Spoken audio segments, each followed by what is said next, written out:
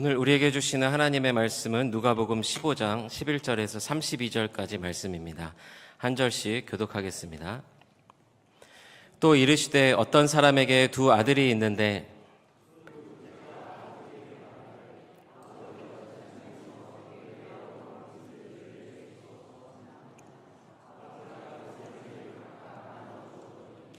그 후 며칠이 안 되어 둘째 아들이 재물을 다 모아가지고 먼 나라에 가 거기서 허랑방탕하여 그 재산을 낭비하더니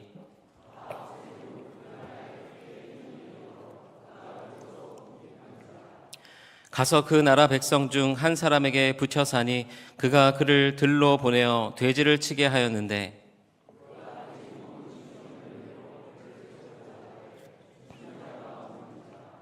이에 스스로 돌이켜 이르되 내 아버지에게는 양식이 풍족한 품꾼이 얼마나 많은가. 나는 여기서 주려 죽는구나.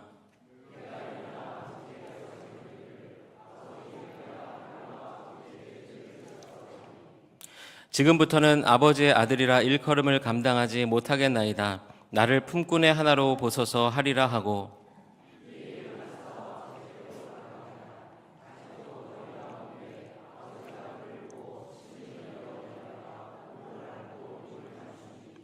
아들이 이르되 아버지 내가 하늘과 아버지께 죄를 지었사오니 지금부터는 아버지의 아들이라 일컬음을 감당하지 못하겠나이다 하나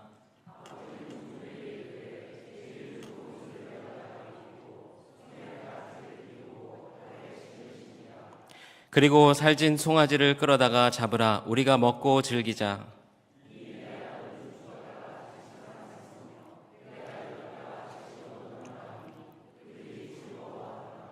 맏아들은 밭에 있다가 돌아와 집에 가까이 왔을 때에 풍악과 춤추는 소리를 듣고 대답하되 당신의 동생이 돌아왔음에 당신의 아버지가 건강한 그를 다시 맞아들이게 됨으로 인하여 살진 송아지를 잡았나이다 하니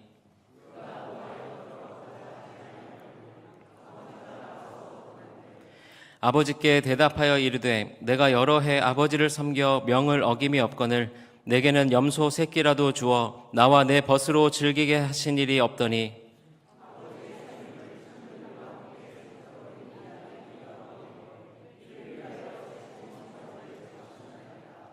아버지가 이르되 예 너는 항상 나와 함께 있으니 내 것이 다 네 것이로되 이 내 동생은 죽었다가 살아났으며 내가 잃었다가 얻었기로 우리가 즐거워하고 기뻐하는 것이 마땅하다 하니라.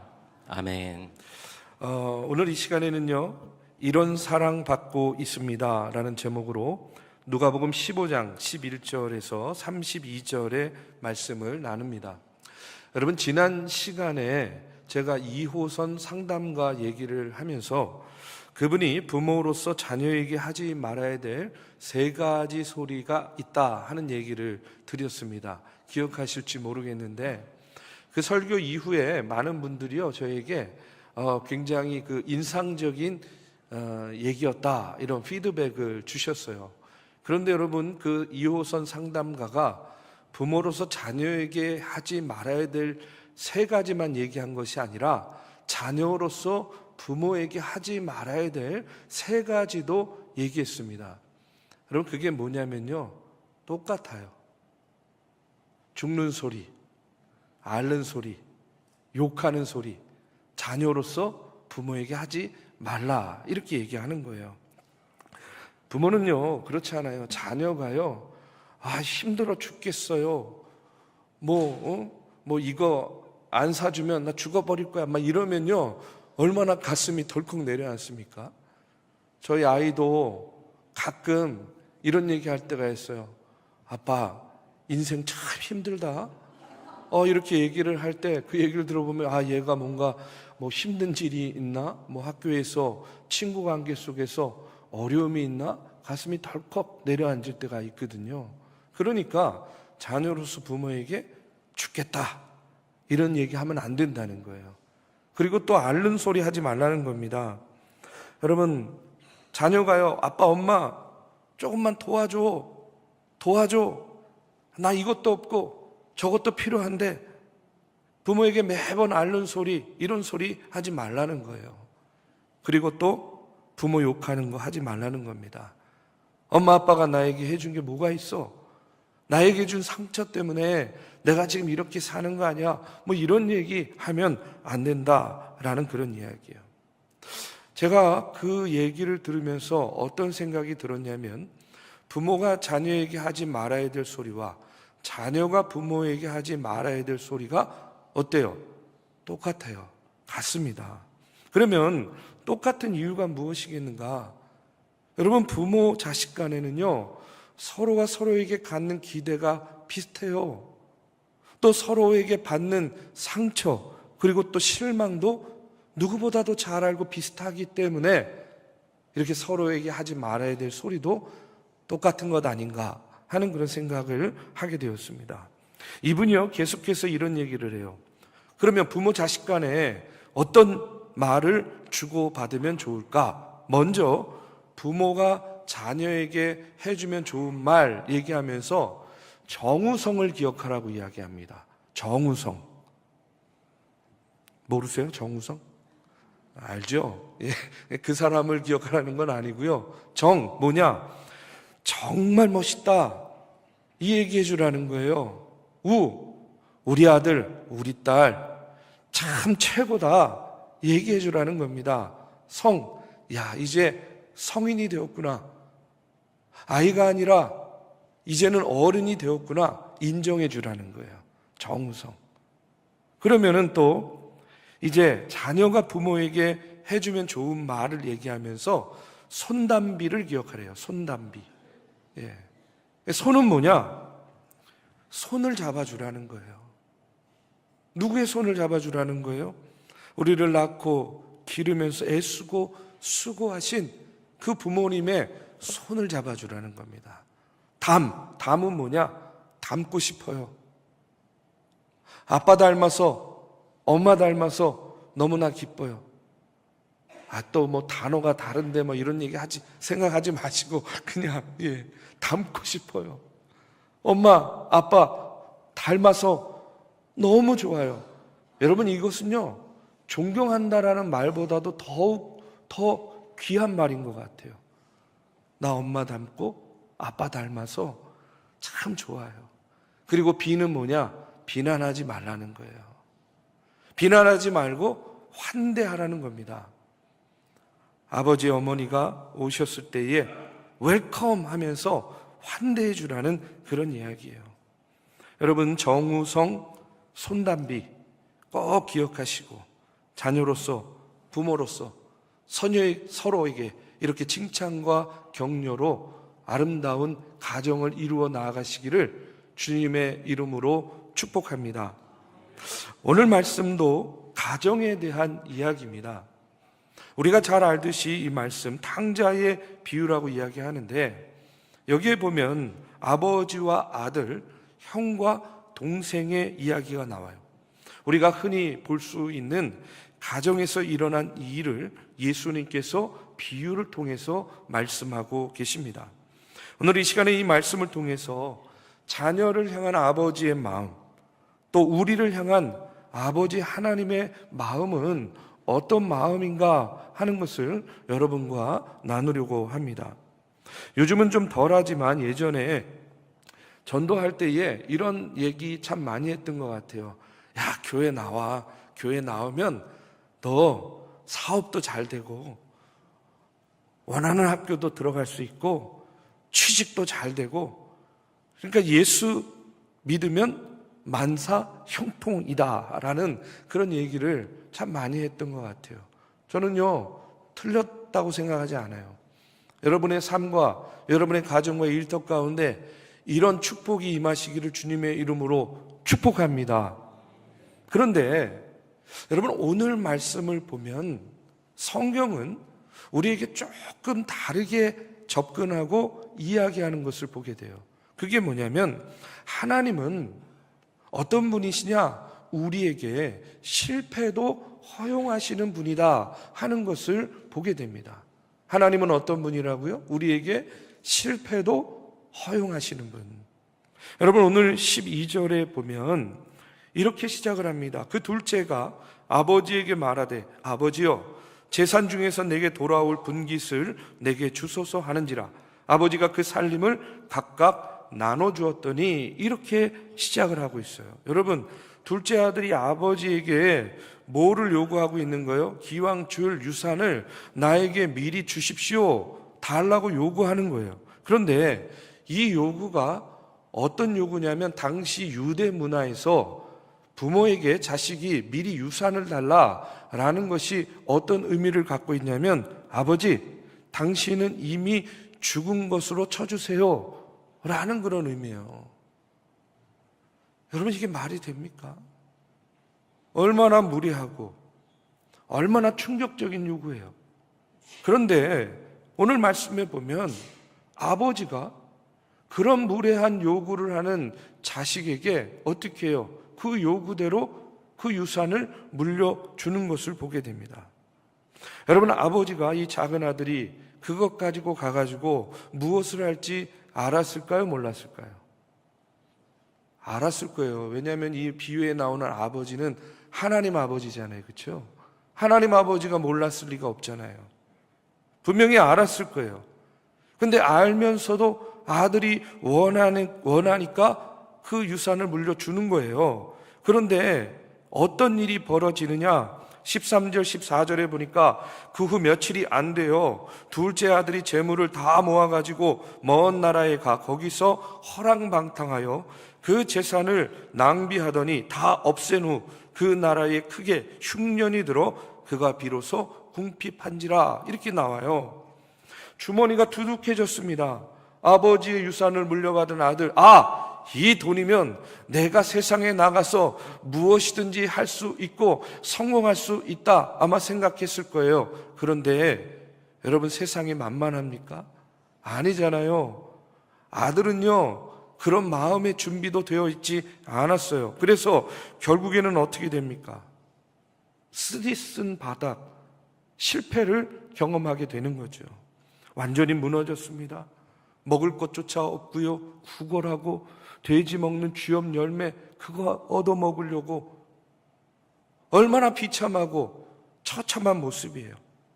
그런데 여기서 의문 하나가 생기는 게 뭐냐면, 왜 하나님은, 왜 아버지는 아들이 재산을 그렇게 낭비할 것을 알면서도 그에게 재산을 나눠주었는가? 분명히 이렇게 실패할 걸 알면서도 왜 아버지는 이 아들에게 그 재산을 나눠주었는가? 왜 하나님은 우리의 삶에 실패를 허락하시는가? 저는요, 오늘 말씀을 통해서 여러분, 이 작은 아들이 철저히 무너졌을 때에 비로소 어떤 모습을 보이냐면, 17절에 보면 이에 스스로 돌이켜 이르되 내 아버지에게는 양식이 풍족한 품꾼이 얼마나 많은가? 나는 여기서 주려 죽는구나. 여러분, 멀리 세상 가운데에서 자신의 행복과 만족을 찾으려 했던 이 아들이 지금 뭐 하고 있는 거예요? 비로소 아버지를 다시 떠올리고 생각하고 있는 겁니다. 여러분, 이게 무슨 의미가 있느냐? 왜 사랑의 하나님이 우리에게 실패를 허락하시는가?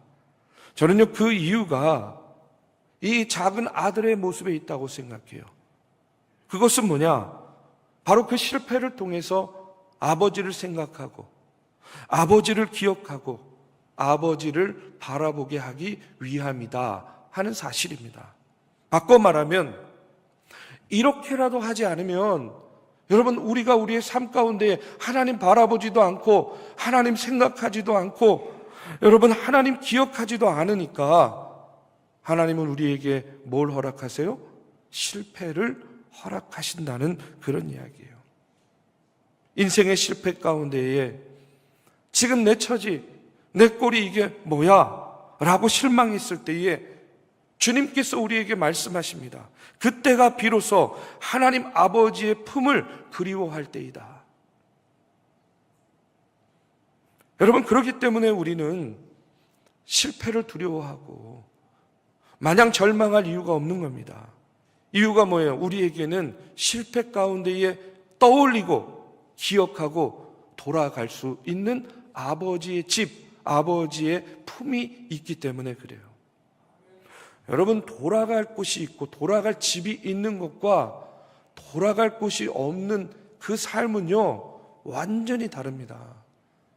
돌아갈 곳이 없는 삶을요, 우리가 뭐라 그래요? 난민이라 그러는 거예요. 난민. 돌아갈 집이 없어요. 돌아갈 곳이 없습니다. 그러면 그것은요, 난민이에요. 그러나 우리에게는요, 무엇이 있습니까? 돌아갈 곳이 있어요. 돌아갈 집이 있다는 거예요. 그렇기 때문에 하나님은 우리의 모든 죄악을 애초에 다 막아 주시기보다는 그 무너짐을 통해 깨닫고 돌아왔을 때에 이전보다 더 온전한 모습으로 회복되고 다시 일어설 수 있도록 도와주시는 분이 바로 우리 하나님 아버지라는 사실입니다. 여러분, 돌아갈 곳이 있음으로 인해서 이 시간 먼저 감사하시기를 주님의 이름으로 축원합니다. 그러면 우리가 이렇게 무너진 삶의 자리에서 어떻게 해야 되는가? 무엇을 해야 되는가? 저는 오늘 말씀을 통해서 이렇게 말씀드립니다. 생각만 하지 말고 이제 행동으로 옮겨야 된다는 거예요. 오늘 18절에서 20절의 말씀을 보면 이렇게 나옵니다. 내가 일어나 아버지께 가서 이르기를 아버지, 내가 하늘과 아버지께 죄를 지었사오니 지금부터는 아버지의 아들이라 일컬음을 감당하지 못하겠나이다. 나를 품꾼의 하나로 보소서 하리라 하고 이렇게 나와요. 지금 여기까지는요, 아들이 지금 뭐 하는 거예요? 내가 아버지께로 돌아가야 되겠구나라고 뭐 하고 있어요? 생각하고 있는 거예요. 자, 그런데 이어지는 20절에 보니까 이에 일어나서 아버지께로 돌아오니라. 뭐 하고 있는 거예요? 생각을 행동으로 옮긴 거예요. 여러분, 이게 얼마나 중요한지 몰라요. 만약에 이 아들이 내가 아버지께로 돌아가야 되는데 라고 생각만 했다고 한다면, 생각에만 그쳤다고 한다면 그의 삶은요, 그 비참함에서 결코 달라지지 않았을 거예요. 그런데 어떻게 했습니까? 그가 드디어 일어나서 아버지에게로 돌아왔다는 거예요. 그렇기 때문에 생각만 하지 말고 어떻게 해야 돼요? 행동해야 된다는 이야기입니다. 제가 너무 친하고 사랑하는 중학교 동창이 있었습니다. 제가 늘 이제 성인이 되어서도 야, 이제 교회에 나와야지. 왜냐면은 어렸을 때 같이 신앙생활 했으니까. 야, 이제 교회에 나와야지. 교회에 나와라. 이렇게 얘기를 하면 항상 같은 대답했어요. 아, 그래. 한번 생각해 볼게. 그 생각해 볼게를요, 한 20년 이상을 들었어요.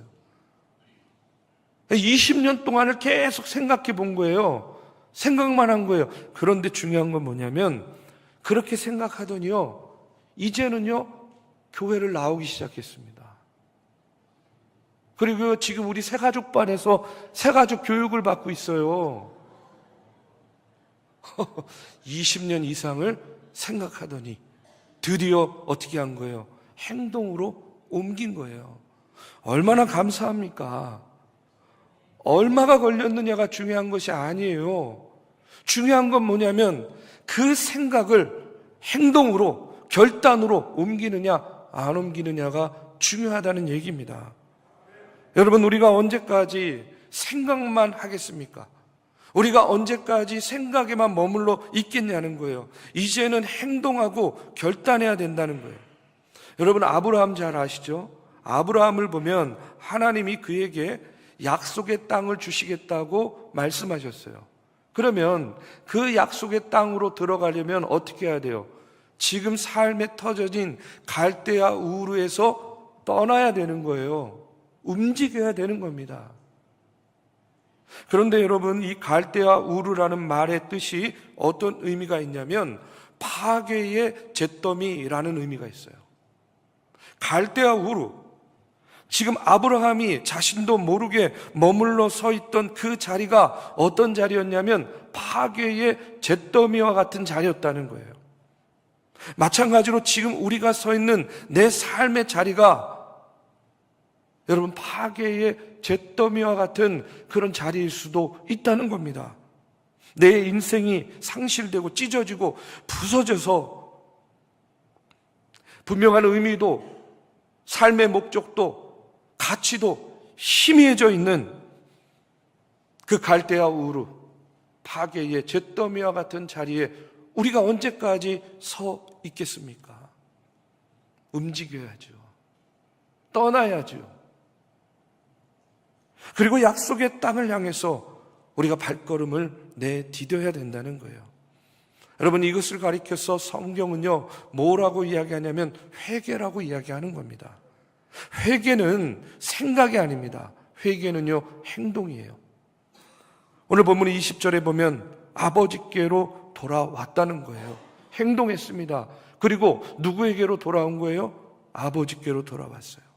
하나님 아버지, 내 삶의 뿌리, 나의 창조자, 나의 심판자, 나의 구원자, 그분에게로 돌아와야 된다는 이야기예요. 자, 그런데 여기서 돌아오기는 돌아오는데 중요한 전제가 있어요. 그냥 돌아오는 것이 아니라 믿음으로 돌아와야 돼요. 어떤 믿음으로 돌아와야 되느냐? 히브리서 11장 6절에 보면 이런 말씀이 나옵니다. 우리 한번 같이 봉독해 보겠습니다. 믿음이 없이는 하나님을 기쁘시게 하지 못하나니 하나님께 나아가는 자는 반드시 그가 계신 것과 또한 그가 자기를 찾는 자들에게 상 주시는 이심을 믿어야 할지니라. 아멘. 돌아올 때의 믿음이 있어야 돼요. 어떤 믿음이냐? 내가 돌아오기만 하면 아버지께서 나를 받아주실 거야. 아멘. 내가 돌아오기만 하면 아버지는 결코 나를 외면하지도 않고 쫓아내지도 않으실 거야 라는 이 믿음을 가지고, 이 믿음의 확신을 가지고 우리가 아버지께로 돌아가야 된다는 거예요. 예수님도 요한복음 6장 37절에서 이렇게 말씀하십니다.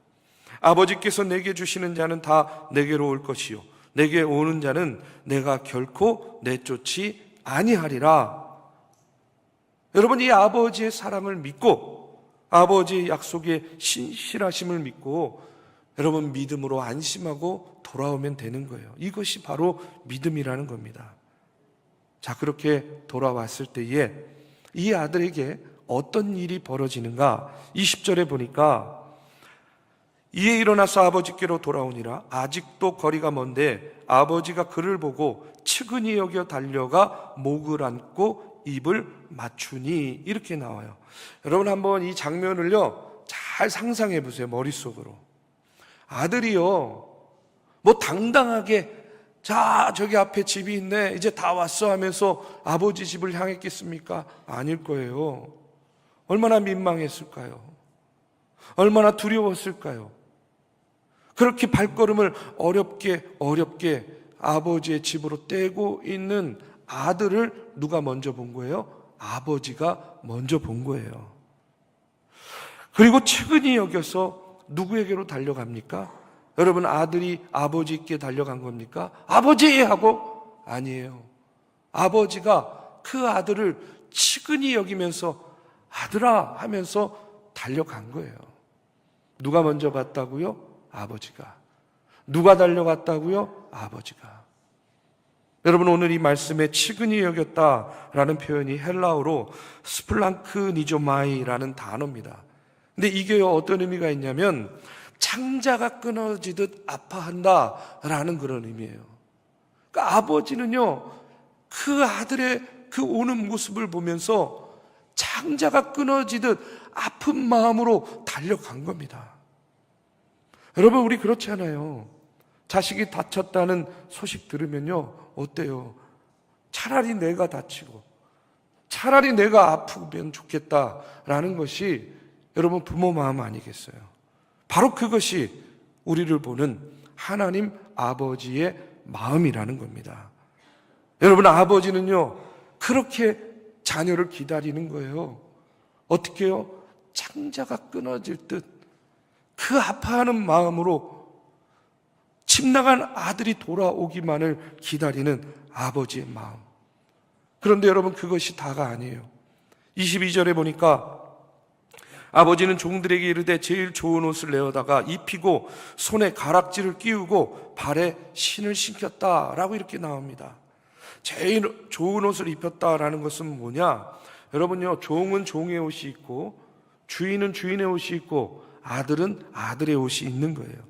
너는 종이 아니라 내 아들이다 하는 것을 선언하는 겁니다. 손에 가락지를 끼워줬대요. 여러분, 가락지는요, 권위의 상징입니다. 예전에 이 가락지는요, 도장을 겸해서 어인으로 만들어져요. 그렇기 때문에 가락지는 권위, 권세의 상징이에요. 신발을 신겼대요. 옛날에 노예들은요, 신을 신지 않았습니다. 주인의 가족들만 신발을 신을 수 있었어요. 그렇기 때문에 신을 신었다는 것은 뭐냐? 아들의 지위를 회복시켜 주었다는 의미예요. 그리고 잔치를 베풉니다. 아버지의 마음에 큰 즐거움이 있음을 표현하고 있는 겁니다. 여러분, 오늘 이 모습을 보면서 아버지가 아들을 향한 마음이 이런 마음이라는 거예요. 근데 아들의 마음은 조금 달랐을 거예요. 여러분, 우리가 한 죄인이 아버지 하나님, 그러니까 하나님께 돌아올 때에 그 돌아오는 길에 큰 장애물이 있어요. 우리가 하나님께로 돌아갈 때. 그게 뭐냐면 우리 안에 있는 죄책감입니다. 죄의식이에요. 어떤 마음이냐? 아니, 내가 내 삶을 이 지경으로 만들어 놓고, 아니, 하나님께서는 나를 축복해 주시고 좋은 길로 인도해 주셨는데 내가 그거 박차고 나가가지고 내 멋대로 행하다가 내가 이렇게 실패하고 내가 이렇게 망했는데 내가 어떻게 이런 모습으로 다시 하나님의 이름을 부르고 하나님 앞에 나아갈 수 있어? 이런 죄책감, 이런 정죄함이 우리가 하나님께로 돌아오는 데에 가장 큰 장애물이 되는 겁니다.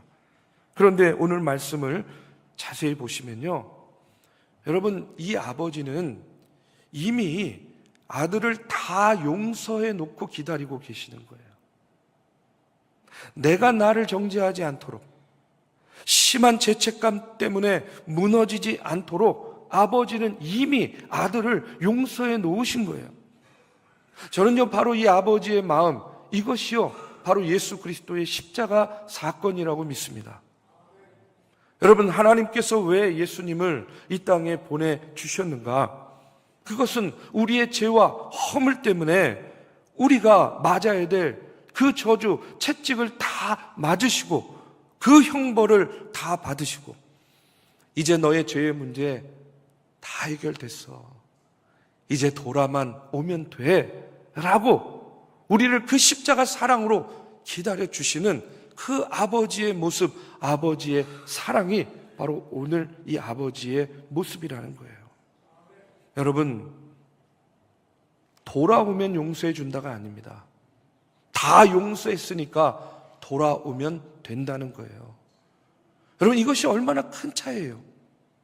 돌아오면 용서해 줄 게가 아니에요. 다 용서했으니 어떻게 하라고요? 돌아오기만 하라는 겁니다. 이미 용서는 끝났어. 십자가 앞에 서 계시면서 우리가 돌아오기만을 기다리고 계시는 예수 그리스도의 사랑이 오늘 이 아버지의 모습이라는 거예요. 여러분, 오늘 마지막으로 이 말씀을 보면 형의 모습이 나옵니다. 세상적인 기준으로 동생을 바라보면서, 아니, 동생은 재산 다 말아먹었는데도 살찐 송아지 잡아주고, 나는 집에서 열심히 일했는데도 염소 새끼 하나 잡아준 적이 없는데 라고 분노하고 불평하고 있는 그 형을 향해서요, 여러분이 아버지가 뭐라고 하시는지 한번 들어보세요. 이 내 동생은 죽었다가 다시 살아났으며 내가 잃었다가 얻었기로 우리가 즐거워하고 기뻐하는 것이 마땅하다, 이렇게 이야기하고 있습니다. 여러분, 이게 무슨 말이에요? 아버지의 마음은요, 이런 거예요. 잘났기 때문에 사랑하는 것이 아니라 오히려 더 못났기 때문에 더 사랑해야 된다 하는 그런 말씀입니다. 여러분, 이 사랑이 이해가 되십니까? 오늘 우리가 예수 믿으면서 주님께 받는 사랑이 바로 이런 사랑이라는 거예요. 우리가 잘났기 때문이 아니라 우리가 부족하고 연약하고 못났기 때문에 오히려 우리를 더 사랑해 주시는 예수님의 사랑을 오늘 우리가 머금고 살고 있다는 겁니다. 여러분, 우리가 흔히 자식 사랑 얘기할 때 이런 얘기 많이 하죠. 10손가락 깨물어서 안 아픈 손가락 없다. 그런데 여러분, 10손가락 깨물어서 안 아픈 손가락은 없지만 더 아픈 손가락은 있습니다. 여러분, 더 아프기 때문에 그 손가락을 어떻게 해야 돼요? 더 신경 쓰고 더 아끼고 더 사랑해야죠. 오늘 말씀에서 아버지는 네가 더 잘났기 때문이 아니라 오히려 못났기 때문에, 더 미련하기 때문에, 더 실패했기 때문에 그래서 내가 더 사랑한다 라고 말씀하고 있는 거예요. 어쩌면 저와 여러분이 하나님 보시기에 더 아픈 손가락일 수 있다라는 생각을 우리가 반드시 해야 됩니다. 그렇기 때문에 하나님은 더 아픈 그 손가락을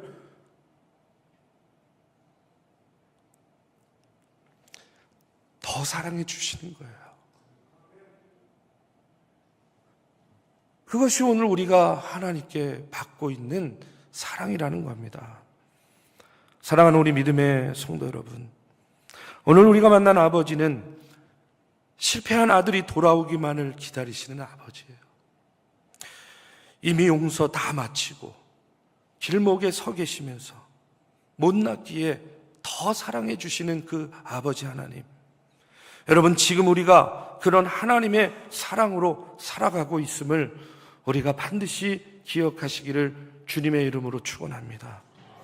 이미 용서해놓고 기다리시는 하나님 아버지 앞에 우리가 해야 될 것은 딱 하나입니다. 아버지, 제가 돌아가겠습니다. 아버지, 내가 아버지 품으로 돌아가겠습니다. 여러분, 이미 용서해놓고 기다리시는 하나님 아버지께서 돌아오기만 하면 우리를 당신의 품으로 품어 주시리라고 믿습니다. 그 사랑 안에, 그 사랑의 품에 안겨서 여러분 늘 주님과 동행하시는 그런 아름다운 가정을 이루어 가시기를 이 시간 주님의 이름으로 축복합니다.